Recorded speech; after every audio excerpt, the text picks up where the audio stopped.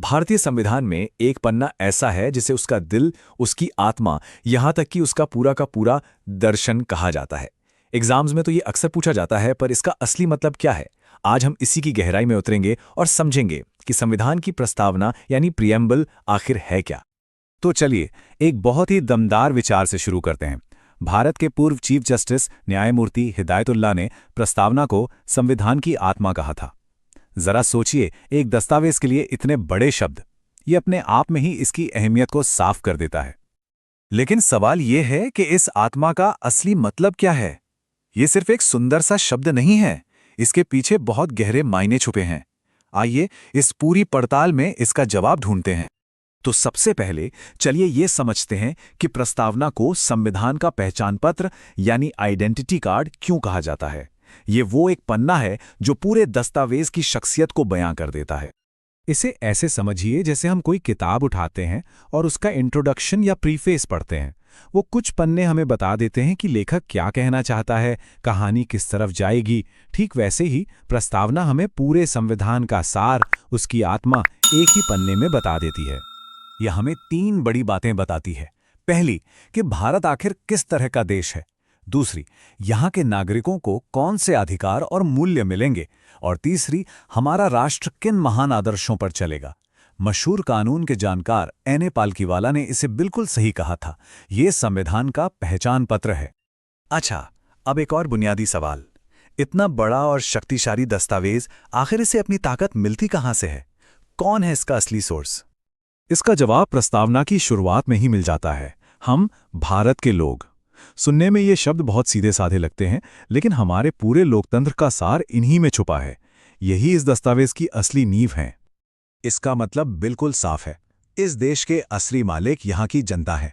संविधान को किसी बाहरी ताकत या किसी राजा ने हम पर थोपा नहीं है, बल्कि इसे जनता के ही चुने हुए प्रतिनिधियों ने बनाया है। यानी सारी शक्ति जनता से ही आती है। चलिए अब उन 5 स्तंभों को समझते हैं जो बताते हैं कि भारत एक देश के तौर पर कैसा होगा। ये वो नींव के पत्थर हैं जिन पर हमारे राष्ट्र की इमारत खड़ी है। तो एक एक करके इन्हें समझते हैं। पहला, सार्वभौम यानी सॉवरेन, मतलब भारत अपने फैसले लेने के लिए पूरी तरह से आजाद है, किसी बाहरी देश का कोई दबाव नहीं। दूसरा, समाजवादी यानी सोशलिस्ट, जिसका लक्ष्य है एक ऐसा समाज बनाना जहां अमीर और गरीब के बीच की खाई कम हो और सबको बराबरी का मौका मिले। तीसरा, पंथ निरपेक्ष यानी सेक्युलर, मतलब सरकार की नजर में सभी धर्म बराबर हैं और देश का अपना कोई एक धर्म नहीं है। चौथा, लोकतांत्रिक यानी डेमोक्रेटिक, जिसका मतलब है कि असली ताकत जनता के हाथ में है, जो वोट देकर अपनी सरकार चुनती है। और आखिर में गणराज्य यानी रिपब्लिक, मतलब देश का सबसे बड़ा पद, राष्ट्रपति का पद, कोई विरासत में मिली जागीर नहीं है, बल्कि वो भी जनता द्वारा ही चुना जाता है।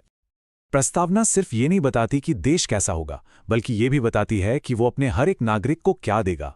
ये संविधान का हर नागरिक से किया गया एक वादा है। तो ये 4 वादे क्या हैं? पहला है न्याय, सिर्फ अदालत वाला नहीं, बल्कि सामाजिक, आर्थिक और राजनीतिक न्याय। दूसरा है स्वतंत्रता, यानी सोचने की, बोलने की, किसी भी धर्म को मानने की पूरी आज़ादी।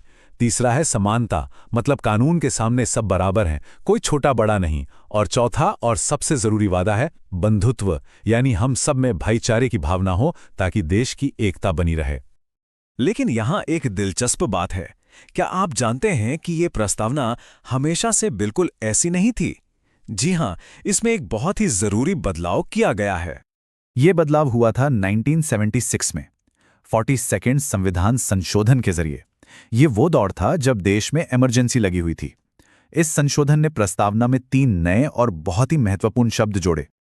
वो 3 शब्द थे समाजवादी, पंथ निरपेक्ष और अखंडता। इन शब्दों को जोड़कर संविधान के उन आदर्शों को और भी साफ साफ लिख दिया गया जो पहले से ही उसके मूल दर्शन का हिस्सा थे। इस बदलाव ने प्रस्तावना के चरित्र को और भी मजबूत बना दिया। तो अंत में हम ये कह सकते हैं कि प्रस्तावना सिर्फ कुछ शब्द नहीं है, बल्कि ये हमारे देश का नैतिक कंपास है, जो हमें हमेशा सही दिशा दिखाता है। सच कहूं तो अगर आप प्रस्तावना को अच्छी तरह समझ लेते हैं, तो आप एक तरह से आधा संविधान समझ जाते हैं।